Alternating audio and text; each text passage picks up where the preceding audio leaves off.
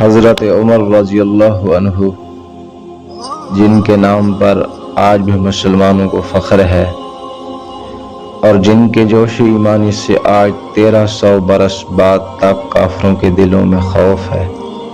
حضرت عمر رضی اللہ عنہ کا نام کفر کے ایمانوں میں، جبر، ظلم، شرک کی وادیوں میں جب عمر بن خطاب رضی اللہ عنہ کا نام لیا جائے تو بے ایمان کانپنا شروع کر دیتے ہیں۔ کچھ لوگ صدیوں کے بعد پیدا ہوتے ہیں اور کچھ لوگ ایسے ہوتے ہیں جو صرف ایک بار ہی پیدا ہوتے ہیں، ان کے جیسا دوسرا پیدا ہوتا ہی نہیں۔ سارے صحابہ در رسالت مآب پہ خود آئے۔ یہ وہ عظیم شخصیت ہیں جس کو اللہ کے محبوب نے مانگ کے لیا، کہا اے اللہ یہ مجھے دے۔ کچھ مرید ہوتے ہیں اور کچھ مراد ہوتے ہیں۔ مرید وہ ہوتا ہے جو چل کے آتا ہے، آ کے مرید ہوتا ہے، اور مراد وہ ہوتا ہے جس کا کہا جاتا ہے کہ کبھی میرا ہو جائے نا، یہ کبھی آ جائے نا میرے بن کے، اس کو مراد کہتے ہیں۔ جناب عمر بن خطاب رضی اللہ عنہ مصطفیٰ کریم کی مراد ہے۔ اللہم اعز الاسلام بے اسلام عمر بن خطاب رضی اللہ عنہ۔ اے اللہ اسلام کو عزت دے دے، میرے عمر کو کلمہ پڑھنے کی توفیق دے۔ یہی عمر رضی اللہ نبی کریم صلی اللہ علیہ وسلم کے قتل کے در پہ رہتے تھے۔ ایک روز کفار نے مشورہ کی کمیٹی قائم کی کہ کوئی ہے جو محمد کو قتل کر دے۔ عمر کھڑے ہوئے اور کہا کہ میں کروں گا۔ لوگوں نے کہا کہ بے شک تم ہی کر سکتے ہو۔ عمر تلوار لٹکائے آگے چلے۔ اس فکر میں جا رہے تھے کہ ایک صاحب ملے جن کا نام حضرت سعد بن ابی وقاص رضی اللہ عنہ ہے۔ انہوں نے پوچھا کہ عمر کہاں جا رہے ہو؟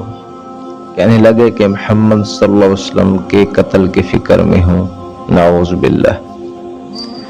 سعد نے کہا کہ بنو ہاشم اور بنو زہرہ اور بنو عبد مناف سے کیسے مطمئن ہو گئے؟ وہ تم کو بدلہ میں قتل کر دیں گے۔ اس جواب پر بگڑ گئے اور کہنے لگے کہ معلوم ہوتا ہے تو بھی بے دین ہو گیا، یعنی مسلمان ہو گیا ہے، لا پھر پہلے تجھے ہی نمٹا دوں۔ یہ کہہ کر تلوار سونت لی۔ حضرت سعد نے بھی یہ کہا کہ ہاں میں بھی مسلمان ہو گیا ہوں۔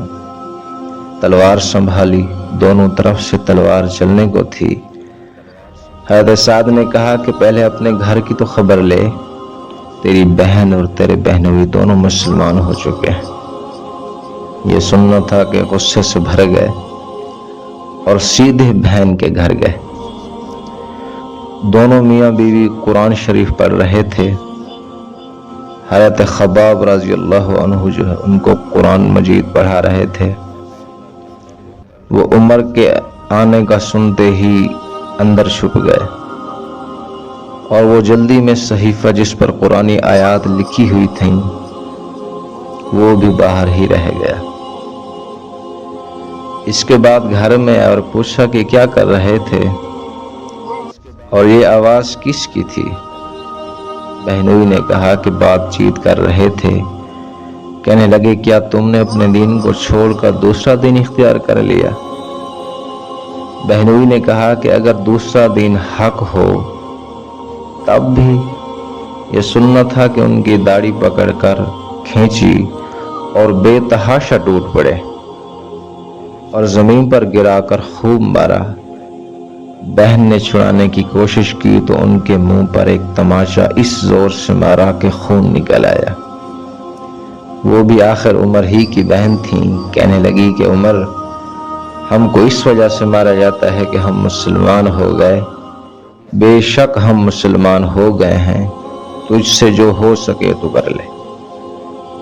اس کے بعد عمر رضی اللہ عنہ کی نگاہ اس صحیفہ پر پڑی جو جلدی میں باہر رہ گیا تھا۔ غصے کا جوش بھی اس مار پیٹ سے کم ہو گیا تھا۔ اور بہن کے اس طرح خون میں بھر جانے سے شرم سے بھی آ رہی تھی۔ کہنے لگے کہ اچھا مجھے دکھلاؤ یہ کیا ہے۔ بہن نے کہا کہ تو ناپاک ہے اور اس کو ناپاک ہاتھ نہیں لگا سکتے۔ ہر چند اصرار کیا مگر وہ بے وضو اور غسل کے دینے کو تیار نہ ہوئی۔ حضرت عمر نے کہا کہ اس کو لے پڑھ۔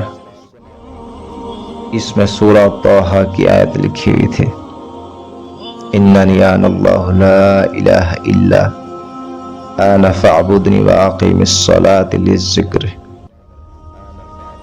یہ پڑھتے ہی حالت وہی بدل گئی۔ کہنے لگے کہ اچھا مجھے بھی محمد عربی صلی اللہ علیہ وسلم کی خدمت میں لے چلو۔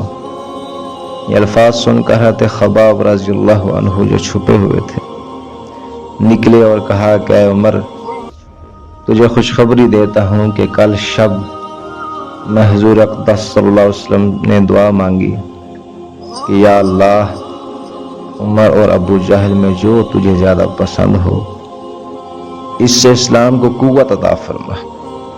حضور کی دعا تمہارے حق میں قبول ہو گئی۔ اس کے بعد حضور کی خدمت میں حاضر ہوئے اور جمعہ کی صبح کو مسلمان ہو گئے۔ مسلمان ہونا تھا کہ کفار کے حوصلے پست ہونا شروع ہو گئے، مگر پھر بھی یہ نہایت مختصر جماعت تھی اور وہ سارا مکہ بلکہ سارا عرب اس لیے اور بھی جوش پیدا ہوا اور جلسے کر کے مشورہ کر کے ان حضرات کو ناپید کرنے کی کوشش کی گئی اور طرح طرح کی تدبیریں کی جاتی، تاہم اتنا ضرور ہوا کہ مسلمان مکہ کی مسجد میں نماز پڑھنے لگے۔ حضرت عبداللہ بن مسعود رضی اللہ عنہ فرماتے ہیں کہ عمر کا اسلام لانا مسلمانوں کی فتح تھی اور ان کی ہجرت مسلمانوں کی مدد تھی اور ان کی خلافت رحمت تھی۔